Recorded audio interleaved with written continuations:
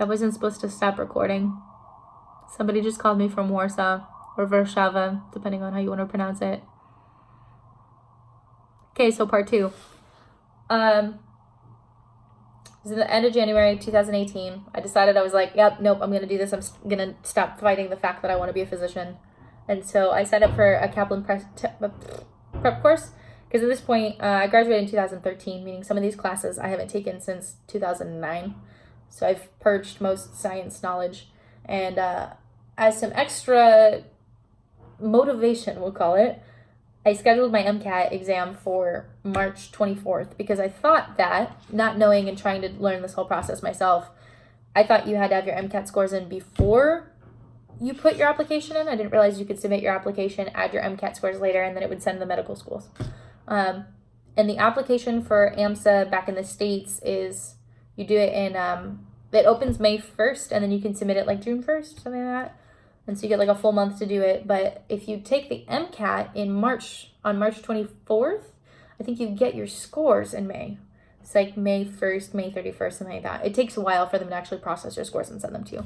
So I was like, all right, I'm going to do this all in time. I'm going to make it happen. We're just going to give ourselves like 2 months to study and we'll be fine. What could possibly go wrong? You can't work 65 hours a week and then study when you get home and sleep for 3 hours a day for 3 months. That's not normal. So we did exactly that. And then I gave a lot of thought to Dr. Hibner's advice.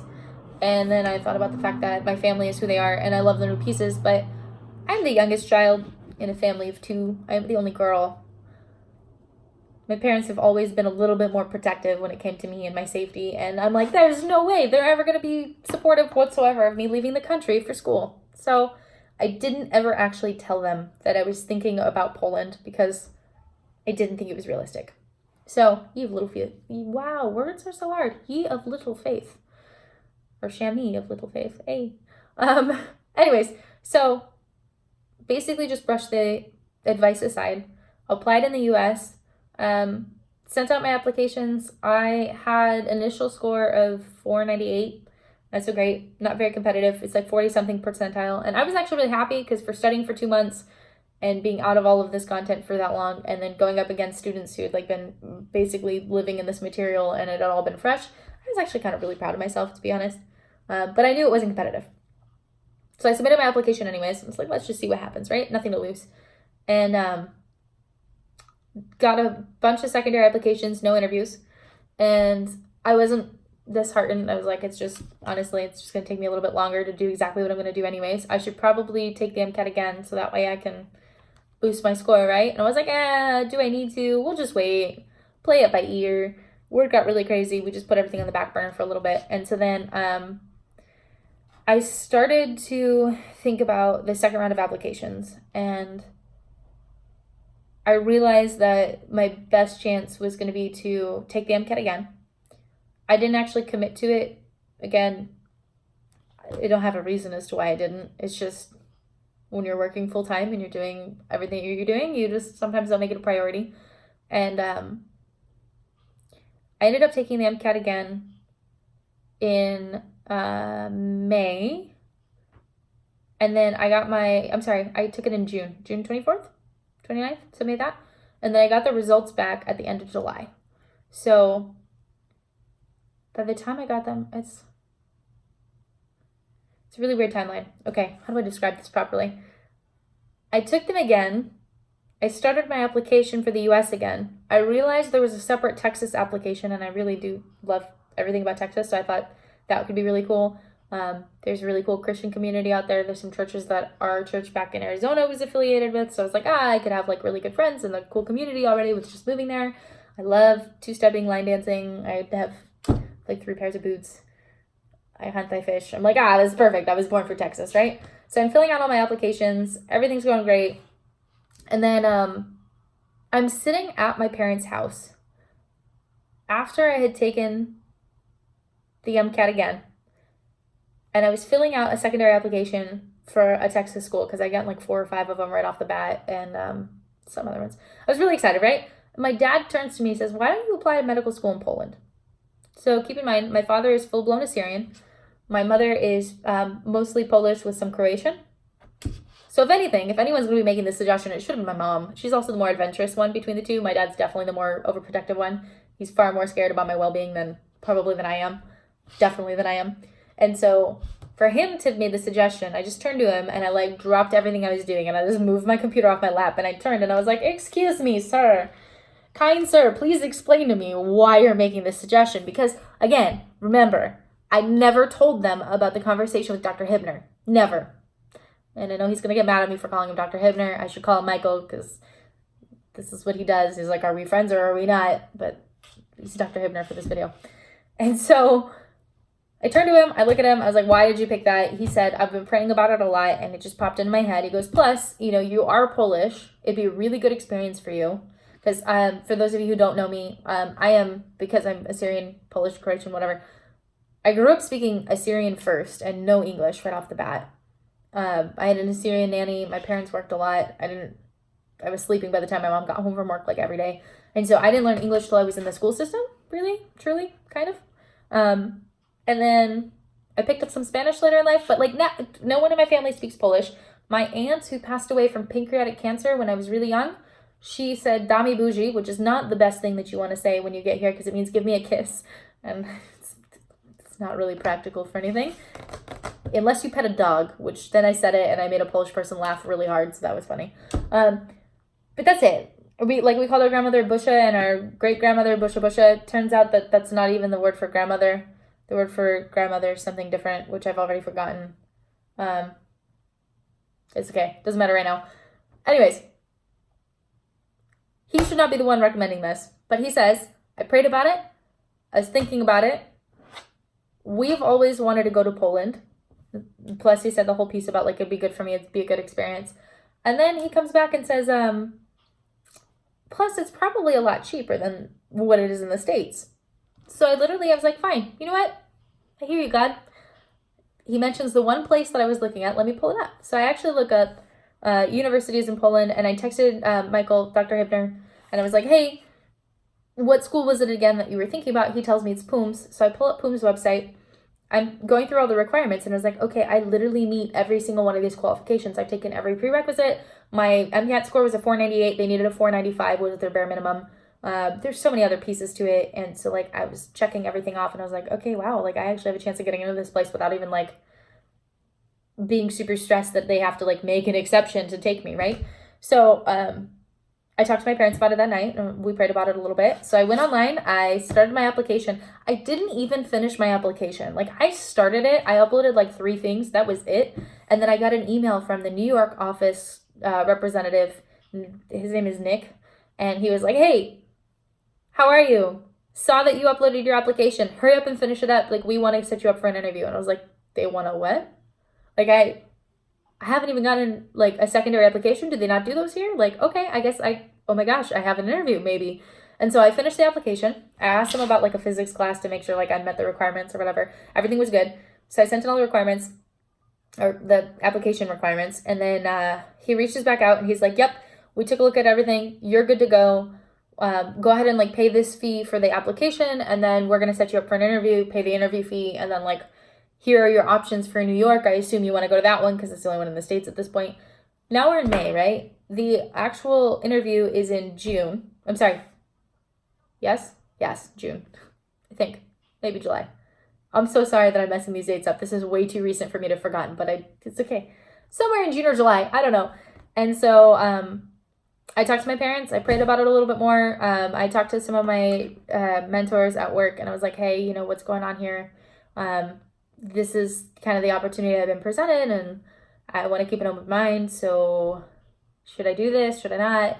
And we talked through it and, like, pro and con list and everything. And we're like, yeah, no, we should do this. So I signed up to go for the interview. The interview experience itself was crazy. I did a red eye on Friday night. So, like, I was at work till 8 o'clock at night. And then I went straight to the airport. I had a 10:30 flight out from Phoenix to Newark, New Jersey. I, like, got there and I was like, oh, I have, like, 6 hours to get there from 5 in the morning until my interview time at, like, 1 or 2 or whatever it was. And so I found, like, 3 different shuttles and, like, 2 subway things to get to, like, upstate New York where the interview was, had my interview, and then got back on the subway, took that back down to, like, somewhere in New York, Times Square area, and then found, like, a shuttle to take me back to Newark. and then made my flight back home that same night at like 11 o'clock. So absolute madness. They told me on the spot, I still remember this. Okay, so when I went for my interview, they, I think I might have told you guys some of this in the last video, but they told me it was only going to be like a 15-minute interview and then I would know right off the bat. It was like 45 minutes. And we talked about everything and then some of my entire background, my background in the research that I did in undergrad with equine therapy, the different like associations that I presented all of our research at with Dr. Ann Baldwin, who was amazing. We talked about coursework. They asked me clinical questions about like the function of the kidney and like more complex stuff than honestly I expected. That's not something I've heard of before. Really, really cool experience. Anyways, moral of the story is, finished the interview. They told me right then and there that I was accepted. I was leaving, talked to some Polish families, and they're like, oh yeah, we'll see you in a couple weeks. And I was like, no, I'm not coming till school starts. And they're like, well, school starts in August when you're coming. And I was like, yeah, no, next year I was applying for. And they're like, no, you weren't. And I opened it. It was like 2019. And then I started crying because, whatever, women, emotions, hormones, blah, and so lots of praying ensued immediately. I got onto the subway and I was like waiting at the platform for the next train, and I was like, all right, hey God, like, it's me, your daughter, Shammy. I know you know me. I know you know what's happening right now. That's like in like less than 2 months. I have a job. I've got a life. Like, I was planning on saving money between now and next year when I got in, and like, I have things at work I wanted to get done. I had specialties I wanted to recruit, GI. I was like, I can't do this. I can't do this. And I was like, no, can't's a strong word. Like, why are you using that, Shammy? Just pray. And so I was like, God, if you can, please, please, please, please, you know the timeline, you know what I have going on in my head and in my life. Speak really loudly, speak really clearly, speak really quickly, and please speak through circumstance because you know that that's how I hear you. Straight up, that was my prayer. Like, verbatim, I just was really straightforward. I was like, help. And so I get on the subway and I talked to my parents right off the bat and I said, hey, like, here's what's happening. I need to let you know that I just got accepted, but it's for this year. And the first sign was my parents got really excited and they just came back and they're like, oh my gosh, like, all right, we'll help you. We don't know how to help you, but we'll help you. You're going to have to move home. You're going to have to tell your roommates. You're going to have to quit your job. We're going to have to sell your car. Like, we already know what needs to happen. We're going to help you do it. We don't know how, but we're going to be here to support you. So I was like, all right, cool. That's awesome. Well, I was just telling you because I wanted us to pray about it. So if you could pray about it, that'd be cool. And they're like, no, absolutely. And they're like, and you should too. I was like, nope, I'm already on it. We're going to do that. I was like, how about this? You pray on your own. I'll pray on my own. Tomorrow, after I get home tonight and I have a good rest, let's meet tomorrow after church. We'll like talk through this, right? And we'll like talk about what we feel like God was speaking to us. So we'll do the pro and con list and like kind of like really attack this from like a spiritual perspective, but also rational perspective. So that was the plan. I get on the subway. I open up my Kindle to read this book I was trying to read for book club that I then couldn't make because I, moved out of the country. But I went to read my book club book. Wasn't loading. I don't know what was happening. So I like opened it, went back to home. And when I went back to home, the title disappeared off my Kindle, which my Kindle's not charged. I don't know where it is. So don't worry about it. But more of the story is that like the book is no longer accessible. So I was like, that's really weird. It has never happened. Like, I bought this. It should be here. It doesn't go away. And I didn't even have WhisperNet on, which is the Wi-Fi. So like, there's not really anywhere for it to go or why it would like sink or disappear. So I was like, fine, Girl Wash Your Face is still on it. I was going to read that book like 10 times. I finished half of it in like one sitting and then just never went back, which is really annoying because it's a very good book. If you get a chance, read it. Highly recommended. So I'm going to open it and then I'm getting frustrated because it keeps auto turning. And so I was like, I want to lock the screen orientation so I can like turn it sideways by like 1 degree and have it not flip. So I exit, go back to the menu, and that one disappears too. And I'm like, what is happening? So at this point, I have nothing I really want to read. I have the Bhagavad Gita, which I've read before back in college. I have like a whole bunch of principles by Confucius. Like, we have Lao Tzu's, I don't know, different philosophical views on something. It's like the Tao Chi or something like that. And then, I don't know, lots and lots of philosophy from back when I was in school in my undergrad. And it's don't get me wrong, it's brilliant, but it's not something you want to read on the way home while being sleep deprived for like 24 hours. So it's like, what else do I have on here? And I flip. And I literally downloaded books for free 10 years ago, something like that. Not really, but close, because 2010, 2009. So yeah, almost 10 years ago. because they were free. That is the only reason I downloaded them. So that's like literary works that you need to read because you're an American and you should appreciate American literature. So I downloaded them, never read them. One of them was The Jungle by, I think it's like Upton Sinclair or Robert Sinclair or something like that. And I was like, I'm going to read this. That sounds like a good idea.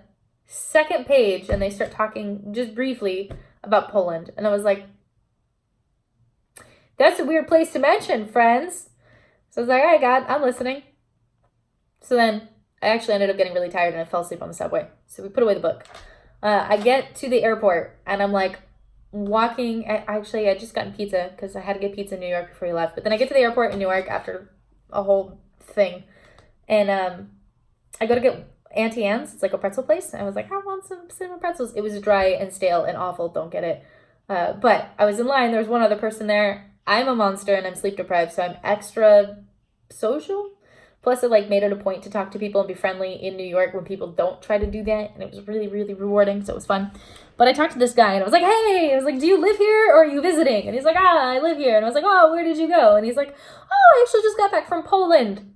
If you ever get the chance to go, it's a beautiful country. You should. And I was like, okay, that's weird. And I get like, if you want to buy a Prius, you start seeing Priuses everywhere. It's like a thing that happens. But never in my life has Poland ever come up. Pretty much ever. And I just made this prayer that was super blatant about like, hey, God, I need you to speak really loudly and through circumstance, and he was just coming through. So it was super duper cool. So then we get back. I ended up praying about it. I talked to my parents. We started sitting out and like rationalizing some of it, and everything kind of started to make sense. And so a huge motivator for me, more than almost anything, is that Polish is a really hard language. And if I would have known this, maybe it wouldn't have been such a huge part of my decision. It would have. This is a joke. But I wanted to learn more about my culture. I wanted to get more world experience. I feel like I have a very ethnocentric point of view where all I look at is like what was given to me and like what America is, and like, yeah, you look at other states, but they're all relatively similar. We use Fahrenheit, that's it. Celsius is irrelevant to us. Like, I don't know the right word without making it sound terrible, but I was very sheltered from a cultural point of view. And so for me, the opportunity to 1, visit Europe because I've never been here before, 2, live here, 3, expand my horizons, and 4, learn the language of part of my heritage was a huge driving force to this, right? 2, I've worked my entire life. Worked with my parents in their company, in their real estate agency. Sorry, it would be weird to work inside of a real estate agent.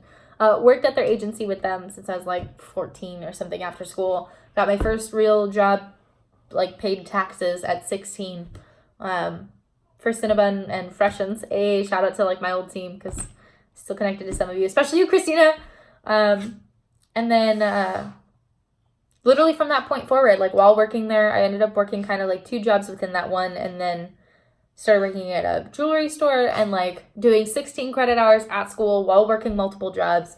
Never really stopped, was always working so I could graduate debt-free. Got into the workforce, was still working 3 jobs. I was a personal trainer. I was working in a restaurant, Cafe Monarque. Desert Fitness also, if you're in Arizona, it's a great gym. And then I was a sales rep for a company called Competitive Edge. So we sold high-performance air filters and oil. Also a really cool company. Anyways, I was working 3 different jobs. Literally, like my entire life, all I've done is work to avoid debt. I was watching my parents struggle through the recession, and they wanted to be accountable for all the debt that they had, so they didn't file for bankruptcy, even though that would have been way easier for them. And they slowly, very slowly, and very painfully paid off all of their debt to get back to a state where they didn't think that they were going to lose their house. A lot of hard work, really, really scary, at a period of time in my life where, like, I was really easily molded, and so I don't like debt. It scares the crap out of me. I don't want to do something unless I know I can follow through, and one of those things is to borrow money. And I see so many physicians, and, like, it breaks my heart because they will go and they'll take out, $250,000 in debt just to go to school, which is fine. And if you pay it off, you're good. But most of them will be running through, high school, undergraduate, get into med school, and this whole time they're going through. And if your parents help you pay for it, by all means, embrace it, love it. But they're not really taking any time off to do anything fun, for the most part. If you are, great, more power to you. I think it's a better way to do it. Have some balance in your life. Stay a nice whole person, and don't ignore that part of you. You need to rest. But I can't tell you how many people I've talked to, both as residents and attending physicians, that will graduate, become an attending physician. Now they're making a salary of anywhere from, $190,000 at like the low end up to like $400,000, depending on if they did a fellowship and what specialty they're in, right? So a lot more money than like the resident salary of like $50,000. So they get that salary, they go out, they start traveling like crazy, they buy a house, they buy the nice car, they do really nice luxury things that they never had the money to do. But they have loans, and their loans typically are income adjusted. And so you go from paying a few $100s a month on your loan to paying a few $1,000s a month on your loan. And after you now have payments for cars, houses, whatever other nonsense you've spent it on, and you haven't saved any money and you haven't paid down your loan, you really don't have a whole lot of leeway in your budget at all to pay down these loans any more than the minimum payment. But you don't have any extra money. So unless you want to sell any of the nice things you just bought that you now have a loan on, you essentially just gave yourself another mortgage for the entirety of like either your career in some cases, depending on what school you went to and how many loans you took out, or just a really, really painfully long time. And if you add other people into the mix, you start having kids, you raise a family, you add other factors into this, you're going to have loans for longer. I don't want my loans to drive the specialty I choose, and I don't want them to drive my career. For every day that I am a physician, I want it to be because I want to be a physician, that I feel like I'm making an impact. I don't want it to be a money thing. So, here in Poland, it's a 4-year program. It's super rigorous. I'll tell you a little bit more later, but like we've already had like 4 or 5 exams. Like it's fast. But you're paying $17,000 per year instead of most DO schools, private schools, and a lot of MD schools that are even are public. You're paying like $60,000 per year. And so for what I'm paying for 4 years is essentially less than 2. That's really, really hard to turn away. There's a chance that with everything I've saved and like with some common sense and a little bit of help from my parents, I could be almost debt free when I graduate. I can't turn that up. So you mix this insanely enriching, incredible experience with people I would have never had the chance to meet or get to know or understand, with the ability to live darn near close to debt free and achieve my dreams in a way that's not a ball and chain. It was the easiest decision I've ever made was to come here. And honestly, another part of it, which this probably really honestly shouldn't be part of it, but it was for me, the fact that I applied in the States and I didn't get in on my first try, and then I went to this one interview with PUMS, I applied, they got to see me face to face, and they told me right then and there were no games played, there was no like weird drawn out process with this really expensive everything. Like, in the States, you have to pay for your primary application, you got to pay for your MCAT, you got to pay for, access to be able to see what the requirements of all the schools are. There's like a whole system of it. You got to pay for your primary application, and then you have to pay for your secondary applications, and then you have to pay for your interviews, then you have to pay for your flights, and blah, blah, blah, blah, blah, blah. When you're done, you're already spending thousands of dollars just to apply. So to sit there in a room with people who asked me questions, let me actually like explain myself and my story, who listened intently, took notes while I was talking, and then told me within 5 minutes that I was accepted, I felt super respected in that moment. That's it. You put together the logic part and the really nice piece of it, and just the like over and over signs from God of like, hey, this is where I want you to be. Even after, so when I got back home, this is another part of the story that I think is really cool. So I'm talking way too long, but I felt like this was a new video, so now I got slow and gave you more details again, because that's who I am and what I do. Hopefully you guys are even still watching at this point. But when I got back, after I had that conversation with my parents, and I was like, hey, like, okay, this is doable. It's no longer an I can't, it's an I think this is what God wants me to do thing, right? I ended up going into work the next day. I had a candidate. So usually I'm supposed to work from home on Mondays. I finally got a work from home day. It took a while to get that. It was really, really honestly my most productive day of the week, usually because I was at home and could actually like knock things out, respond to emails, get projects done without people bombarding me. Amazing. But I had a candidate, which means I had to go into work. And I was thinking in my head, I'm going to take all day to process it on Monday, and then Tuesday I'll tell my boss if like that's what's going to happen, because I want to give them as much notice as possible, but also I want to make sure I don't say this and like try to take it back. I don't want to be the boy who cried wolf. That'd be weird. So I ended up going to work on Monday, had my candidate till 2. I had a small break in the middle of the morning, and so I went to the administrative assistant for, so I worked really closely with a lot of people, and there are a million that I wish I could have told in person, but my priorities were my boss, who is the director of physician recruitment in Sacramento. So obviously over the phone, I'm not going to show up or have the company pay for me to show up to tell her, but had to tell her. Our old president and our chief physician executive was the reason that I ever looked at Dignity. And he's actually the one who initially recruited me and said like, hey, I think you'd be a really good fit. Our chief medical officer, Dr. Bethencourt, who has always treated me like family and with respect, but more importantly was my dotted line in Arizona. So like also my boss, but just needed to talk to him about it before he heard it any other way. And then Dr. Spivey, so he was our chief executive officer, our president at the time that I left. And with how much we were recruiting physicians, literally every single day I spoke to these individuals, like Dr. Spivey and Bethencourt specifically were either in my office or I was in theirs. I'm sure sometimes I made them want to pull their hair out with how much I put on their plates, but it was a mutually beneficial relationship, and it was like family. I spent more time with them than I did with my own family, right? And so I wanted to be able to hash out the decision with them, but also tell them in person before I did anything rash, and I figured they would care enough about me to basically they talk me out of it if it was really stupid, right? And so here's the problem. You got executives, some of which you can get on their calendars within a day or two if you're usually lucky, if you don't care what time you see them, and if it's for 15 to 30 minutes. Some of them, it takes weeks to get 15 minutes like with them ever, if you're lucky. I checked their calendars at 10 in the morning, and I got 2 of them for 30 minutes apiece that afternoon the second my candidate was gone. I sent a text to our chief physician executive and said, do you have some time? He had a full hour for me between 4 and 5. And I got to talk to my boss as well. She was about to be out of the office for an entire week. It was the only day she had an office, which just still feel really terrible that I put in my notice right before she left on PTO. I did not design that. I would have never done that. But this is bigger than anything I could have planned. So yeah. But so in 2 hours, I got 30 minutes with each of these incredible people that I've worked with to talk to them when like that should have never worked out. And in every conversation, they ended in a place where they were really excited for me and like really optimistic and sweet and understanding, even though I was only giving 3 weeks, which I thought I was applying for the next year. So I thought I was gonna give them like a solid 6 months of notice. So this was just all kinds of crazy. So, basically I ended up finishing up those conversations, and 2 of those individuals sat there and prayed with me, which was, I don't even know how to describe it. It was incredible. One of them, who's also a believer, ended up walking away, didn't pray with me at the time, but walked away, did some research on the campus, saw some pictures of the halls, came back and said, I looked at the website and I got goosebumps because I know this is where you're meant to be. And it was just incredible. So, yeah, this is where God wants me.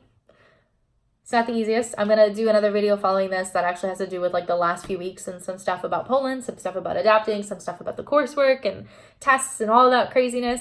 But I wanted to at least get this out for the person who commented and asked me the question. Hopefully this was informative. If you have any other follow-up questions, I'll try to not make a whole video about it. I'll actually respond to you in the comments. But why did I come here?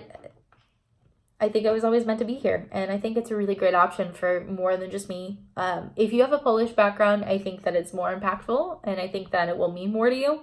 But I think even if you don't, because a lot of people here don't, in this English program, we have a lot of people from London. We have a ton of people from Canada, which a lot of them are Polish. So that's pretty cool. Taiwan. We have Lebanese people. We have, literally people from anywhere. Few people from the States. A lot of people don't have any Polish background, and they're still honestly treating this with a lot of respect, and I admire them for it. But I think if you just really want a challenging, very challenging, but enriching experience, and you really want to be a physician, I think this absolutely warrants to be part of your plan. For me specifically, you've already heard most of my reasons. I ended up actually, so the funny part is I went for my interview, got accepted, all of my payments, like my initial deposits, were due on July 29th. July 30th, I got my MCAT results from the second test that I took. And so I had already made up my decision. I had sent all my payments in. And then on the 30th, I found out I scored in the 500s. And I was really excited. And I even sent it to some of my physician mentors back home. And they're like, oh, great. So are you going to just like wait and then go next year to the US schools? And I was like, no. Like, I want to do this. And like, I think this is where I need to be. I get it. I think I'd get a great education whether I'm in the States or if I'm not. But I'm really happy that I'm at PUMS. Kind of weirdly heartfelt, but yeah, that's it. I'm going to end on that. If you have any questions, as always, feel free to reach out. Comments are fine. Messages are fine. If you want to track me down on social media, you can do that too. Instagram is Hey Shammy Shammy. I reply to most messages. Unless you're creepy, then I'm just going to ignore you, so just don't do it. Yeah, that's it. All right, have a blessed day. I'm going to post another video. This is finally the day that I've actually had some time to do this, so I'm sorry that it took me so long. I'm sorry that they're really long, but I have so much to tell you guys, so I can't help it. But have an amazing day. Talk to you soon. Bye.